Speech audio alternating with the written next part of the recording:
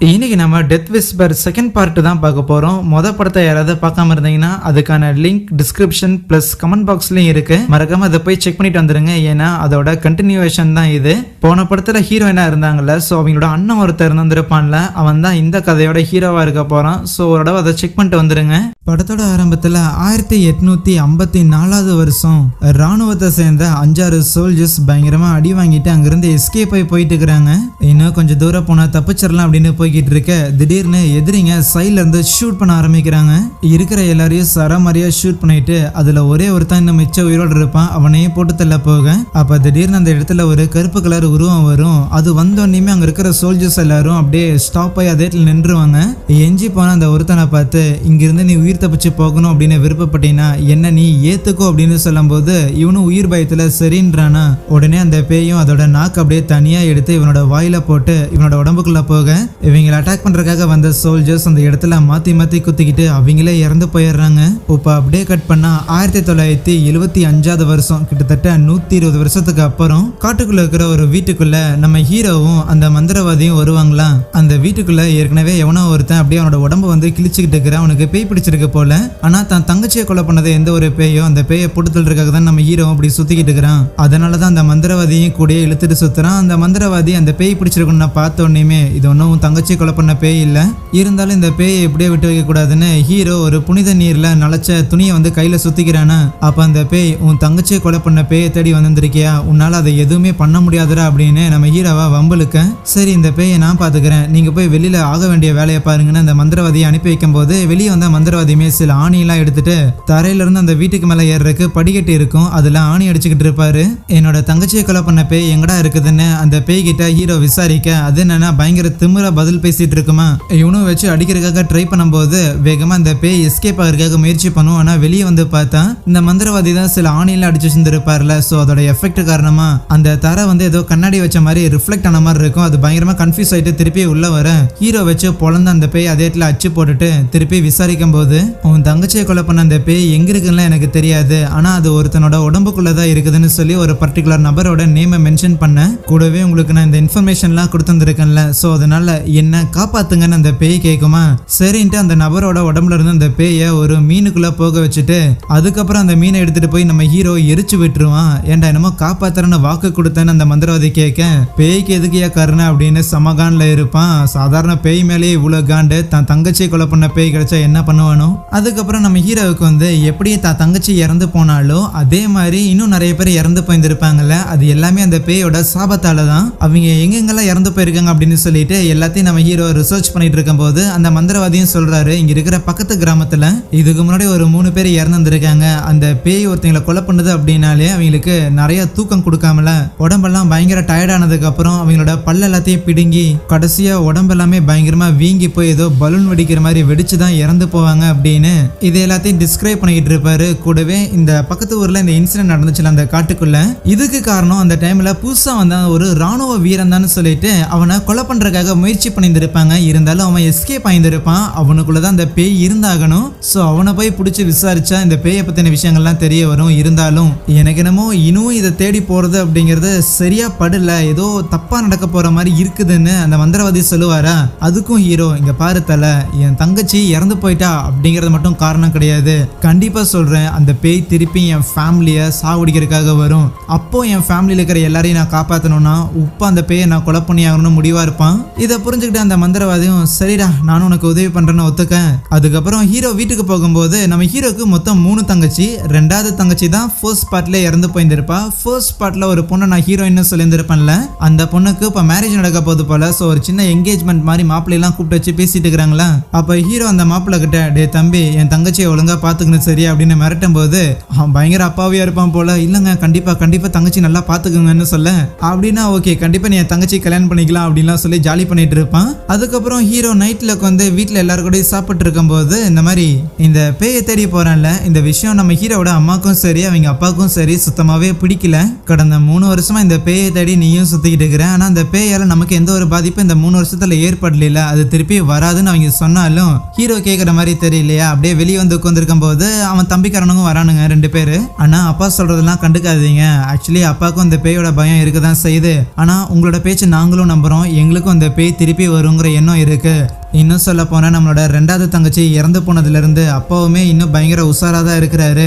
தினமும் சாயந்தரம் ஆனோடனே வீட்டோட கதவுகள்லாம் அடைச்சிட்டு கையில ஒரு கன்னை எடுத்துட்டு எப்பவுமே காவலுக்கு உட்காந்துருக்காரு. இதை கேட்ட ஹீரோவும் கண்டிப்பா இந்த பேய் திருப்பி வரதான் போகுது, ஆனா என் உயிர் என் உடம்பு விட்டு போறதுக்கு முன்னாடி அந்த பேயை நான் கொன்னுட்டு தான் சாவேன் அப்படின்னு அவன் சீரியஸா பேசிட்டு இருக்கேன். அப்போ ஹீரோவோட தங்கச்சிங்களும் வந்துட்டு இதை பத்தி பேசிட்டு கொஞ்சம் பார்த்து நான் ஜாக்கிரதையா இருங்கலாம் சொல்லிக்கிட்டு இருக்கேன். அதையெல்லாம் நான் பாத்துக்கிறேம்மா, நீங்க போய் தூங்குங்கன்னு எல்லாரையும் அனுப்பி விட்டுட்டு அடுத்த நாள் காலையில அந்த மந்திரவாதியை போய் மீட் பண்ணி அந்த மந்திரவாதி இப்படி ஒரு 3 குடும்பத்துல நிறைய பேர் இறந்து போயிருக்காங்க அப்படின்னு ஒரு கிராமத்தை மென்ஷன் பண்ணியிருப்பான்ல, அந்த கிராமத்துக்கு தான் விசாரிக்க போகலாம் அப்படின்னு பேசிக்கிட்டு இருப்பாங்களா 2 பேரும். ஆனா அப்போ அந்த இடத்துக்கு ஒரு மீசக்காரன் ஒருத்தன் வருவான். அவன் வந்துட்டு ஹே நீங்க இந்த மாதிரி ஒரு காட்டுக்குள்ளதான் போக போறீங்களா அப்படின்னா நானும் வரேன், என்னையும் கூட கூட்டிட்டு போங்க அப்படின்னு கேட்பான்.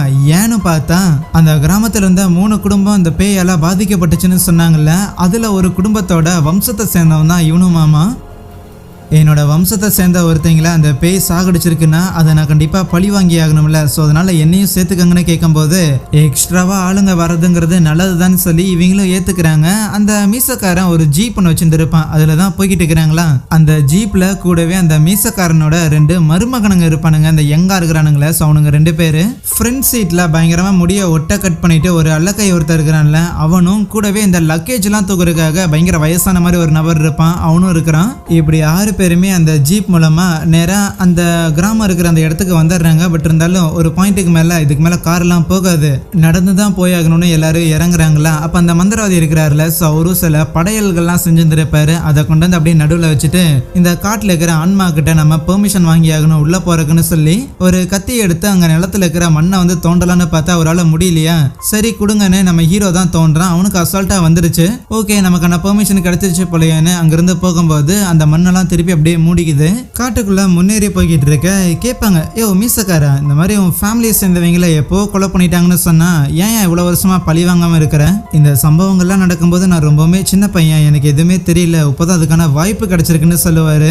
அப்படியே ஒரு பிளாஷ்பேக்கும் காட்டுறாங்க. அந்த இன்சிடென்ட் நடந்துருக்கும்ல, அதுக்கப்புறம் அந்த ராணுவ வீரனை போட்டு தள்ளுறதுக்காக ஒரு புத்த துறவியை கூப்பிட்டுக்கிட்டு இந்த மீசக்காரனோட ஒரு சில முன்னோர்கள்லாம் இருப்பானுங்க, ஃபேமிலி மெம்பர்ஸ், அவனுங்களாம் வந்து அந்த ராணுவ வீரனோட வீட்டை எரிக்கிறதுக்காக வந்திருப்பானுங்களா. அதே மாதிரி வீட்டை எரிச்சிருந்திருப்பாங்க. பட் அங்க உள்ள இருந்துட்டு அந்த பேயோட சிரிக்கிற குரலும் கேட்டிருந்திருக்கும், அந்த பேயும் பார்த்துருப்பாங்க. கண்டிப்பா இதுக்கு மேல நம்மளால எதுவும் பண்ண முடியாதுன்னு அங்க இருக்கிற எல்லாருக்கும் புரிய வர அப்ப அதுல அந்த மீசக்கார மாதிரியே ஒருத்தர் இருக்கிறான்ல, சோ இவன் தான் மீசக்காரனோட முன்னோராமா. என்னோட பசங்க எல்லாரையும் அந்த பேய் தான் கொலை பண்ணுச்சு அப்படின்னு ஒரு மாதிரி கத்திக்கிட்டே உள்ள போய் அந்த நெருப்புல அவரும் எரிஞ்சு சாம்பலாயிருந்திருப்பாரு. இவ்வளவு எஃபோர்ட் போட்டுமே அந்த ராணுவ வீரனை அவங்க தப்பிக்க விட்டுருந்திருப்பாங்க. பட் இருந்தாலும் இன்னைக்கு கண்டிப்பா அவனை முடிச்சிடலாம், என்ன பாதுகாக்கிறதுக்காக இதோ இந்த ஒரு தாயத்து இந்த ஒரு டாலர் என் கழுத்துல இருக்கு, அந்த பேயை நான் கொலை பண்றதுக்காக அதோ என்கிட்ட ஒரு கத்தி கூட இருக்குது, உங்ககிட்ட வேற என்னடா இருக்குன்னு ஹீரோட்ட கேட்கும்போது அவன் கன் எடுத்து காமிச்சிட்டு இதுக்குள்ள புனித நீரால பூஜை பண்ணப்பட்ட புல்லட்ஸ் இருக்குது, இதை இறக்குனாலே போதுமானதுன்னு சொல்லுவான். இன்னும் காட்டுக்குள்ளவங்க ஃபர்தரா போகும்போது அந்த இடத்துல ஒரு ராஜநாகம் இருக்குமா, என்ன அதை போட்டு தள்ளிடலாமான்னு ஹீரோ கேட்க அப்ப அந்த மந்திரவாதி நோ நோ நோ அதெல்லாம் பண்ணக்கூடாது, இதை இந்த காட்டோட பாதுகாவலர்கள் நம்மளை எச்சரிக்கிறதுக்காக அனுப்பிட்டு இருந்திருக்காங்க, எதுவும் பண்ண வேண்டாம்னு சொல்ல சரின்னு அமைதியா நிற்கும் போது அந்த பாம்பும் அப்படியே அவங்களை கடந்து போய்கிட்டு இருக்குமா. அதுல அந்த அல்லக்கை இருப்பான்ல, அவன் பார்த்தா திடீர்னு இது ஒரு சாதாரண பாம்பு, இதை அட்டாக் பண்றதுல ஒன்றும் பிரச்சனை இல்லைன்னு கிட்ட போகும்போது அது டக்குன்னு தலையிலேயே கொத்தி அவன் அங்கேயே சாகடிக்க அவசரப்பட்ட அந்த மருமக பையன் கன்னை எடுத்து அந்த பாம்பை ஷூட் பண்ணி சாகடிச்சிடுறானா. டே லூஸ் என்னடா பண்ணி வச்சிருந்திருக்கேன்னு அந்த மந்திரவாதி திட்டுறான். இருந்தாலும் அந்த மருமக பையன் பெருசா கண்டுக்காம இருக்க நம்ம ஹீரோவும் சரி விடுங்க, இப்படியே உங்க கூட வந்தா எங்களையும் சேர்த்து நீங்க சமாதி ஆக்கிடுவீங்க, இதோட நம்ம பிரிஞ்சு போய்க்கலான்னு சொல்ல அந்த மீசக்காரன் தான் இல்ல சார் ப்ளீஸ் என் மருமக பசங்களை எனக்காக மன்னிச்சிடுங்கன்னு சொல்லிட்டு கெஞ்சுறாரா. சரி இனிமேலாவது அமைதியா இருக்க சொல்லுங்க, தேவையில்லாம இங்க இருக்கிற உயிரினங்கள் மேல கை வைக்க வேணாங்கும் போது அந்த மருமகன் பையனுக்கு கோவம் வந்துருது. டே பொத்திட்டேறா, என்னமோ இங்க இருக்கிற எல்லாத்தையும் காப்பாத்துற மாதிரி தான், நீ காப்பாத்துற ஒரு ஆளா இருந்தீங்கன்னா முதல்ல அவன் தங்கச்சியை காப்பாத்திருக்கணும், அவளை சாக விட்டுருந்துருக்க மாட்டேன்னு சொல்லும் போது ஹீரோக்கு சூடாயிருது. அப்படியே அவனை வச்சு மாங்கு அடிச்சுட்டு அப்படியே கன்னை எடுத்து ஷூட் பண்ணவே போயிடுறான். இனிமேல் என் தங்கச்சி பேரும் வாயிலிருந்து வந்துச்சுன்னா என்ன பண்ணணும்னு எனக்கே தெரியாதுடா அப்படின்னு அவனை மிரட்டி விட்டுட்டு அதுக்கப்புறம் எல்லாருமே திருப்பி அந்த காட்டுக்குள்ளேயே சுத்திட்டு இருக்கிறாங்களா. நேரா ஒரு இடத்துக்கு போறாங்க. அங்க போனோடனே ஏதோ பேய்கள்லாம் சிரிக்கிற மாதிரியும் திடீர்னு ஏதோ பொண்ணு வந்து தூக்குல அங்க தொங்கி இருக்கிற மாதிரியான மாதிரியான விஷுவல்ஸ்லாம் தெரிய ஆரம்பிக்குது. அந்த மந்திரவாதியுமே ஏற்கனவே நைட் ஆயிடுச்சு, இனிமேலும் நம்ம இப்படி வெளியே சுத்துறது நல்லதுக்கு இல்லைன்னு சொல்லிட்டு அங்க ஒரு டென்ட் போட ஆரம்பிக்கிறாங்க. இன்னொரு பக்கம் வீட்டுல நம்ம ஹீரோவோட அப்பா எப்பவும் போல நைட் ஆன உடனேயுமே கதவு ஜன்னல் எல்லாத்தையும் சாத்திட்டு கன்னை எடுத்து பக்கத்துல வச்சு காவல் காத்துட்டு இருக்கிறாரு. அந்த பேய் வந்தா முடிச்சிடலான்னு ரூம்ல நம்ம ஹீரோயின் அவளோட தங்கச்சிக்கு தலை தோட்டி விட்டுட்டு இருப்பாள. அப்ப திடீர்னு அந்த தங்கச்சியோட முடி கையோட கொத்தா வந்துடும். அந்த தங்கச்சிக்காரையும் ஒரு மாதிரி அவளோட குரலை மாத்திக்கிட்டு, என்னடி நான் அவ்வளோ ஈஸியா இங்கிருந்து போயிருவேன்னு நினைச்சுக்கிட்டு இருக்கிறியா, உங்களை என்னைக்கும் விட மாட்டேன்னு அவளோட பல்ல உன்னை வாயிலிருந்து எடுத்து காட்டேன். அவ்வளவுதான் ஹீரோயினுக்கெல்லாம் பயங்கரமா அள்ளு விட்டுருது. அப்படியே அலறிக்கிட்டே வேகமா அங்கிருந்து போகும்போது டக்குன்னு கதவை நீக்கிக்கிட்டு அங்க ஒரு பேய் வருதா, வந்து அப்படியே நம்ம ஹீரோயினோட கழுத்தை பிடிச்சி நெரிச்சுக்கிட்டு இருக்க. அவ அலற சத்தம் கேட்டு இருக்கிற எல்லாரும் வந்துடுறாங்க. ஆனா ஆக்சுவலி அந்த இடத்துல நம்ம ஹீரோயினே தான் அவளோட கழுத்தை பிடிச்சி நெரிச்சுக்கிட்டு இருக்கிறா. எப்படியோ அவளோட கையை விலக்கி விட்டு அவளை காப்பாத்துறாங்க. நம்ம ஹீரோ சொன்ன மாதிரியே திருப்பி அந்த பேய் நம்ம குடும்பத்தை டார்கெட் பண்ணுதுன்னு எல்லாருக்கும் புரியுதா. இன்னொரு பக்கம் காட்டுக்குள்ள மிருகங்கிட்ட மாட்டிக்க கூடாதுன்னு சொல்லிட்டு மரத்து மேல இந்த கம்பெல்லாம் அடிச்சு அதுல உட்காந்துட்டு இருப்பாங்களா. அப்போ அந்த பாம்பால கொத்து வாங்கின அந்த அல்லக்கை இருப்பான்ல, அவன் ஒரு மாதிரி என்னை யாராவது காப்பாத்துங்களா, நான் இன்னும் உயிரோட தான் இருக்கிறேன் அப்படின்னு கத்திக்கிட்டு வரேன். அந்த மருமக பையன் வேணும்னா நான் போய் ஹெல்ப் பண்ணட்டா அப்படின்னு கேட்கும்போது சும்மாறான்னு சொல்றாங்க மத்தவங்கலாம். பார்த்தா அந்த அல்லக்கை ஆக்சுவலி ஒரு பேயா தான் இருக்கும். அவன் கண்ணெல்லாம் பயங்கர இருட்டா இருக்க, கீழே தானே உலாவிட்டு இருந்திருப்பான். திடீர்னு அவனை ஆளை காணாம எங்க போனா அப்படின்னு எல்லாரும் சுத்தி முத்தி பாத்துக்கிட்டு இருக்கும் போது அங்க இருக்கிற ஒரு மரத்து மேல பள்ளி மாதிரி அந்த அல்லக்கை இவங்களை நோக்கி வர மாதிரி இருக்க, டக்குன்னு அந்த மருமக பையன் மரத்துல இருந்து கீழே இறங்கிடுவானா. டே ஏன்டா கீழே இறங்குன்னு அந்த மிஸ்ஸக்காரன் கேட்டா, யோ அந்த மந்திரவாதி தான் இறங்க சொன்னாருங்க போது அந்த மந்திரவாதிக்கு ஷாக்கு, நான் எப்படா சொன்னேன்னு அந்த பேயோட சிரிப்பு சத்தம்லாம் கேட்க ஆரம்பிக்கும் போது இந்த மருமக பையன் பயங்கரமா பயந்து போயிடுவான். அந்த அல்லக்காயோட அந்த உருவமே வந்து அங்கேயும் இங்கேயும் நிக்கிற மாதிரி இருக்கும் போது வேகமா அவன் ஷூட் பண்ண ஆரம்பிப்பானா. டேய் நாங்களும் மரத்து மேல இருக்கிறோங்கிறது தெரியாம ஏன்டா ஷூட் பண்றேன்னு இவங்க வேகமா கீழே இறங்கி வந்துடுவாங்க. ஆனா அவன் ஷூட் பண்ணதில்ல. அந்த லக்கேஜ்லாம் தூக்கிட்டு வரதுக்காக ஒரு வயசானவர் இருப்பார்ல, அவருக்கு புல்லட் அடிபட்டுரும். இறுதி அந்த அல்லக்கை இந்த மருமகனோட ஷோல்டர்ல ஏறி நிற்கும் போது அவன் ஃபயர் பண்ண போக அந்த ரைஃபிள் அவன் தலைக்கு நேரம் திருப்பும் போது அவனுக்கு அவனே ஷூட் பண்ணிட்டு இறந்து போயிடுறான். அவனோட தலை உடம்புல இருந்திருக்காது, ஷூட் பண்ணதில்ல, அவனோட தலை தனியா போயிருந்திருக்கும். ஆனா தலை இல்லாத அவனோட முண்டை மட்டும் ஏதோ பாம்பு மாதிரி அங்கிருந்து போகும். இதே மாதிரி தான் அவன் அந்த பாம்பையும் போட்டு தெளிந்திருப்பான். வேற வழி இல்லை, இப்போதைக்கு இந்த பேய்கிட்ட இருந்து தப்பிக்கிறதுக்கு நம்ம ப்ரேயர் தான் பண்ணி ஆகணும்னு அந்த மந்திரவாதி சொல்லும் போது அவங்களும் ப்ரே பண்ண ஆரம்பிக்கிறாங்களா. ஆனா அப்போ அந்த வயிற்றுல புல்லட் அடி வாங்கியிருப்பார்ல அந்த லக்கேஜ் தூக்குற நபர், அவரு பேயா மாறிட்டு அவ்வளோ ஈஸியா தப்பிக்க முடியுமாடா அப்படின்னு சொல்ல ஹீரோ அந்த மந்திர தண்ணியில நினைச்ச அந்த ஒரு துணி எடுத்து கையில சுத்திக்கிட்டு வந்து பொக்குன்னு ஒன்று வைக்கிறானா. தலை இல்லாத அந்த மருமகக்காரன் இருக்கிறான்ல, அவன் பின்னாடியே வந்து கன்னை எடுத்து ஷூட் பண்றதுக்காக ட்ரை பண்ண நம்ம ஹீரோவும் அவங்ககிட்ட இருக்கிற புனித புல்லட்டை வச்சு அந்த மருமகனை அதே இடத்துல முடிச்சிடறான். இருந்தாலும் இப்போதைக்கு இவங்க இந்த பேய் கிட்ட மல்லு கட்டிட்டு இருக்க முடியாது. அதனால வேற வழி இல்லாம அந்த காட்டுக்குள்ள அவங்க சதறி ஓட ஆரம்பிக்கிறாங்க. எல்லாரும் ஒவ்வொரு பக்கம் பிரிஞ்சு போயிடுறாங்களா. நம்ம ஹீரோவை அட்டாக் பண்றதுக்காக அந்த அல்லக்கையும் வரும்போது நம்ம ஹீரோ அந்த அல்லக்கையனையும் தலையிலேயே ஷூட் பண்ணி போட்டு தள்ளிடுறான். அந்த ரெண்டாவது மருமக இருப்பான்ல, அவனும் ஒரு இடத்துல பயந்து போய் ஒளிஞ்சுக்கிட்டு இருக்க, அங்க இருக்கிற பாறைகளுக்கு நடுவுல இருந்து ஏகப்பட்ட பேய்கள் வர ஆரம்பிக்கும். அந்த இடத்துல பயங்கரமா அவனை பயமுறுத்தி அதுக்கப்புறம் அவன் உடம்ப ரெண்டா பிச்சு அதே இடத்துல சாவடிக்க, இப்போதைக்கு மிச்சம் இருக்கிற அந்த மந்திரவாதி நம்ம ஹீரோ அந்த மீசக்காரன் அப்படின்னு இவங்க 3 பேர் ஒரு இடத்துக்கு ஒன்னாயிடுறாங்க. உடனடியே அந்த மந்திரவாதி கீழே இருக்கிற மண்ணை எடுத்து கொஞ்சம் ப்ரே பண்ணிட்டு அப்படியே அவங்களை சுத்தி ஒரு சின்ன வட்டம் மாதிரி ஒன்று போட்டுக்கிறாங்க. இனிமேல் எந்த ஒரு பேயும் நம்மளை அட்டாக் பண்ணாதுன்னு. அந்த ரெண்டாவது மருமக இருக்கிறான்ல, இப்போ இறந்து போனவன், அவன் அங்கே வந்துட்டு ப்ளீஸ் என்னை காப்பாத்துங்க அப்படின்னு கேட்கும்போது நம்ம ஹீரோக்கு அவனை பார்த்தா சந்தேகமாக இருக்கு. எங்க ப்ரே பண்ண பார்க்கலாம், உனக்கு மந்திரம் தெரியல அப்படின்னாலும் நான் சொல்கிறேன் அதை திருப்பி சொல்லுங்கும் போது அவனால் சொல்ல முடியலையா. உடனடியாக அவன் ஒரு புலி மாதிரி மாறிட்டு அப்படியே திருப்பி காட்டுக்குள்ளேயே போயிடுறான். எப்படியோ இவங்க 3 பேரும் சேஃபு. அடுத்த நாள் காலையிலையும் விடிய ஆரம்பிக்க, அதுக்கப்புறம் பயணத்தை தொடர ஆரம்பிச்சவங்க அந்த ராணுவ வீரன் இருக்கிற அந்த இடத்துக்கும் போயிடுறாங்க. அங்கே ஏகப்பட்ட சிலைகள்லாம் வச்சு ரத்தத்து மூலமா பயங்கரமான பூஜைகள்லாம் பண்ண மாதிரி தெரியுது. சரி நீங்க இங்கே இருங்கன்னு சொல்லிட்டு அந்த மந்திரவாதி நேரா ஒரு சகதி நிறைஞ்ச இடத்துக்கு போறானா.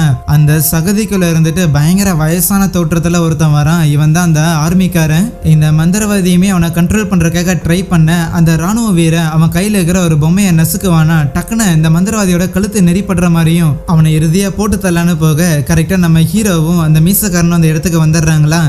உடனடியாக அந்த ஒரு கொடூர பேய் அது எங்கடா இருக்குதுன்னு கேட்டா அவன் எனக்கு தெரியாதுன்னு சொல்லுவான். ஏன்னா அந்த பேயோட பவர் எனக்குள்ள இருக்கு, அந்த பேயோட நாக்கு எனக்குள்ள இருக்கே தவிர நான் ஒன்றும் அந்த பேயை கண்ட்ரோல் பண்ணிக்கிட்டே இல்லை, என்னை பயன்படுத்தி மட்டும்தான் அந்த பேய் உயிரோட இருக்குன்னு சொல்லும் போது கூடவே அவனுக்கும் தெரிஞ்சிருக்கு லைக் என்னால் நிறைய பேர் சாகுறாங்க, நிறைய பேர் கஷ்டப்படுறாங்க. இதெல்லாமே ஈவன் எனக்குமே அந்த பேயோட பவர் எல்லாம் உள்ள வச்சுக்கிட்டு இவ்வளவு வருஷமா உயிரோட இருக்கலாம் விருப்பம் இல்லைன்னு சொல்லும் போது அப்படின்னா அந்த பேயை கொலை பண்றதுக்கு நீயே முயற்சி பண்ணிருக்கலாம்லன்னு ஹீரோ கேட்பானா. யாரு பண்ணலன்னு சொன்னா, நான் ஏற்கனவே ஒரு காலகட்டத்தில் பயங்கரமான பூஜைகள்லாம் பண்ணி அந்த பேயை போட்டு தரலான்னு முயற்சி பண்ணினேன். ஆனா அந்த டைம் டைம்ல தான் தேவையில்லாம இந்த மீசக்காரனோட வம்சாவளியை சேர்ந்தவங்க நான் ஏதோ இவங்க ஊர்ல இருக்கிற 3 பேரை ஏதோ ஆன்மா ஏவி விட்டு சாவடிச்சுட்டேன்னு சொல்லி என்னோட வீட்டை வந்து கொளுத்தி விட்டுருந்தானுங்க.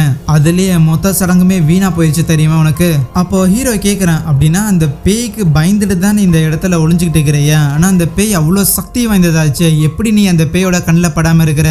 இதோ இங்க பாரு, இந்த கையில தெரியுற தாயத்தை இருக்குதா, இந்த தாயத்து மூலமா தான் அந்த பேயோட கண்ணுக்கு நான் தெரியாம இருக்கிறேன். அந்த பேயோட நாக்கு என் உடம்புக்குள்ள இருக்குதுல, அந்த நாக்கை திருப்பி அந்த பேய் எடுத்துச்சு அப்படின்னா அந்த பேய்க்கு அபரிவிதமான சக்தி கிடைக்கும். அது நடக்க கூடாதுன்னு சொல்லி தான் அந்த தாயத்தை நான் கட்டியிருந்திருக்கேன்னு சொல்லிக்கிட்டு இருக்கும் போது டக்குன்னு அந்த மீசக்காரன் அந்த ராணுவ வீரனோட கையை வெட்டி விட்டுறானா. அந்த தாயத்திருந்த கை தான். ஐயோ என்னடா பண்ற அப்படின்னு ஹீரோக்கு ஒண்ணுமே புரியாம இருக்கும் போது அப்பதான் அந்த மீசக்காரனோட உண்மையான மோட்டிவே சொல்றான். எப்படி நம்ம ஹீரோவோட குடும்பத்தை இந்த பேய் தொடர்ந்து அட்டாக் பண்ண வருதோ அதே மாதிரிதான் இந்த மீசக்காரனோட குடும்பத்தையுமே வந்து வம்சாவளி அட்டாக் பண்ணிக்கிட்டு இருக்குது. ஸோ அதனால எப்படியாவது தடுத்து நிறுத்தணும்னு சொல்லி தான் இந்த மீசக்காரன் அந்த பேய் கூட ஒரு டீலிங் ஒன்று போட்டிருந்திருப்பான். அந்த ராணுவ வீரனோட நாக்கு தானே உனக்கு வேணும், அந்த நாக்கு உனக்கு இருந்துச்சு அப்படின்னா என் குடும்பத்தை நீ விட்டுறியா அப்படின்னு சொல்லி தான் ஒரு டீலிங் போட்டிருந்திருப்பான். அந்த இடத்துக்கு வந்து அந்த பேயுமே அப்படியே அந்த ராணுவ வீரனோட வாயை பிளந்து அந்த ஒரு நாக்கை எடுத்து அதோட வாய்க்குள்ளேயே திருப்பி மாட்டி வச்சுக்குமா. ஸோ இப்போ ஃபுல் பவர் அதுக்கு கிடைச்சிருச்சு. உடனடியே அந்த மீசக்காரனை அதே இடத்துல சாகடிச்சு கூடவே நம்ம ஹீரோ அவனோட கன்னை எடுத்து அந்த பேயை ஷூட் பண்றதுக்காக ட்ரை பண்ண ஷூட்டும் பண்ணிடுவான். ஆனால் அந்த பேய்க்கு எதுவுமே ஆய்ந்திருக்காது. அவ அசால்ட்டாவே ஹீரோவை கண்ட்ரோல் பண்ணி அப்படியே அவனோட நெஞ்சிலேயே அந்த கன்னை வச்சு ஃபயர் பண்ண வச்சு ஹீரோவோட கதைக்கும் ஒரு எண்டு கடை போட்டுட்டு உன் குடும்பத்தில் இருக்கிறவங்களை காப்பாத்துறதுக்காக தான் நீ இவ்வளவு முயற்சி பண்ணின, இப்போ உன் குடும்பத்தில் இருக்கிற ஒருத்தரை விடாம எல்லாரையும் சாவடிக்கிறேன் பாருன்னு சொல்லுவான். இன்னொரு பக்கம் நம்ம ஹீரோயினுக்கு இந்த மேரேஜுக்கான விஷயங்கள்லாம் நடந்துகிட்டு இருக்குமா. நாளைக்கு கல்யாணத்தை வச்சுக்கிட்டு இன்னைக்கு நைட்டு கூட ஏன் அண்ணன் வரல அப்படின்னு சொல்லி நம்ம ஹீரோயினுக்கு ஒரு ஃபீலிங் இருக்கும். இருந்தாலும் வந்துருவான் அப்படிங்கிற ஒரு நம்பிக்கையோட உட்காந்துக்கிட்டு இருக்க. அப்ப நம்ம ஹீரோயின் அவன் தங்கச்சி அவங்க அம்மா அப்படின்னு சொல்லி 3 பேர் எந்திரிச்சு வெளியில இருக்கிற பொருட்கள்லாம் எடுத்துட்டு வரதுக்காக போவாங்களா. திடீர்னு அந்த இடத்துல அப்படியே பவர் கட் ஆகி தரையில இருக்கிற டைல்ஸ் எல்லாம் உடைய ஆரம்பிக்க ஏதோ ஒன்று பிரச்சனைன்னு சொல்லி திருப்பி வந்த வழியா போக ஆரம்பிக்கிறாங்களா. அப்பதான் பின்னாடி அந்த பேய் இருக்கிற மாதிரியும் காட்டுறாங்க. ஹீரோயினோட அப்பா தம்பிங்க அப்படின்னு சொல்லி இவங்கள ஒரு ரூம்ல இருந்திருப்பானுங்களே. என்ன பவர் கட் ஆயிடுச்சுன்னு சொல்லி ரூமை நீக்கலான்னு பார்த்தா எல்லாமே லாக் ஆயிருந்திருக்கு. சடனா அந்த இடத்துல கரண்ட்டுமே வேற. நம்ம ஹீரோவோட அப்பா கையில எப்பவுமே ஒரு பிஸ்டல் வச்சிருந்திருப்பாரு. அதை வச்சு கதவோட லாக்கை உடைக்கலாம் அப்படின்னு பார்க்க திடீர்னு அந்த பேயோட குரல் எல்லாருக்கும் கேட்க ஆரம்பிக்குது. அந்த குரல் கேட்டாலே இருக்கிற எல்லாரும் மயங்கி போவாங்கல்ல. இருந்தாலும் மயங்கி போகக்கூடாத காரணத்துக்காக தம்பிங்க எல்லாரும் கையில இந்த லைட்டர்லாம் வச்சு எப்படியும் முழிக்கிறதுக்காக ட்ரை பண்றாங்களா. அப்போ ஹீரோயினை கல்யாணம் பண்ணிக்க போற அந்த மாப்பிள்ளை பையன் இருக்கிறான்ல, அவன் பார்த்தா ஒரு ஃபயர் எக்ஸ்டிங்விஷரை எடுத்து அந்த அண்ணக்காரங்களை அடிக்க ஆரம்பிக்கிறான். அந்த பேய் கண்ட்ரோல் பண்ணுது. வெளியில நம்ம ஹீரோயினும் அவங்க அம்மாவும் மயங்கி கிடைக்க அப்ப அந்த குட்டி பொண்ணு இருப்பால, சோ அவளை பார்த்தா அந்த பேய் அவங்க அம்மா மாதிரியே ட்ரெஸ் பண்ணிட்டு அப்படியே ஏமாத்தி கூட்டிட்டு போயிருது. இதை அந்த அம்மாக்காரையும் கவனிச்சுட்டு அப்படியே பின்னாடி எந்திரிச்சு வராங்க. ஏய் பாப்பா எங்க போனோன்னு ஒரு ஸ்டோர் ரூம்குள்ள வரும்போது டக்குன்னு அந்த பேய் வந்துட்டு அப்படியே அவங்களோட தலையை பிடிச்சி அவங்களை கண்ட்ரோல் பண்ண ஆரம்பிக்க அந்த மாப்பிள்ளக்காரன் ஹீரோயினோட அண்ணக்காரனுங்களை அடிச்சிட்டு இருக்கும் போது அதுல ஒருத்தன் பார்த்தா ஒரு சிலை எடுத்து அந்த மாப்பிள்ளக்காரனோட தலையிலே வச்சு அங்கேயே மயக்கப்பட வைக்கிறான். இன்னொரு பக்கம் அந்த குட்டி பொண்ணோட அம்மாவை அந்த பேய் கண்ட்ரோல் பண்ணி ஒரு கோடாலி மாதிரி எடுத்து போட்டு தள்ள போக கரெக்டான நேரத்துல அந்த குட்டி பொண்ணோட தம்பிங்க எல்லாம் வந்து காப்பாத்துறானுங்களா.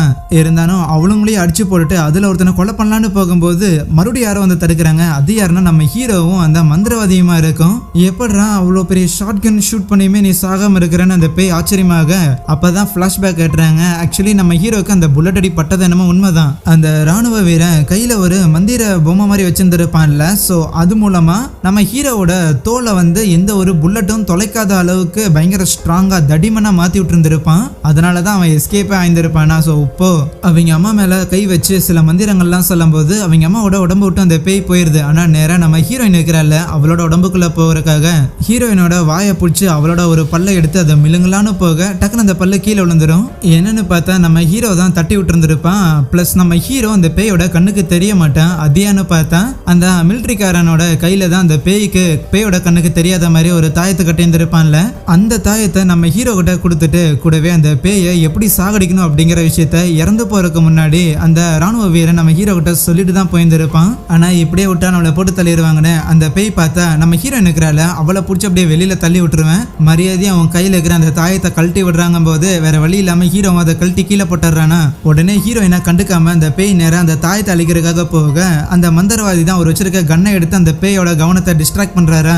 முதல்ல இந்த ஆளை போட்டு தள்ளுவோன்னு கிட்ட வரும்போது பின்னாடி வந்து ஹீரோ கத்தி எடுத்து சொருக போகிறான். ஆனா அந்த பேய் அசால்ட்டா நம்ம ஹீரோவை பிடிச்சிட்டு, ஏண்டாடே என்னோட நாக்கை வெட்டிட்டு என்னோட பவர் கம்மியாயிரும், அதை தானே நீ ட்ரை பண்ற, உன்னால அதை என்னைக்குமே பண்ண முடியாதுடான்னு சொல்லிட்டு இருக்கும்போது டக்குன்னு அந்த பேயோட நாக்கு ஒரு மாதிரி நீளமா வருது. என்னன்னா கீழே விழுந்த அந்த ஒரு தாயத்து இருக்கும்ல, அதை நம்ம ஹீரோயின் எடுத்து போட்டுட்டு அந்த பேய்க்கு தெரியாம நாக்கை இழுத்து வச்சு நம்ம ஹீரோ கத்தியால அறுத்து விட்டுறான். அவ்வளவுதான், அந்த பேயோட பவர் கம்ப்ளீட்டா பாதி குறைஞ்சிருது. ஒரு பக்கம் அந்த பேயை போட்டு நம்ம ஹீரோ கும்மாங்குத்து குத்திக்கிட்டு இருக்க, அந்த நாக்கை விட்டு வைக்க கூடாதுன்னு அந்த மந்திரவாதி அந்த நாக்கை கம்ப்ளீட்டா அழிச்சிடுறாரு.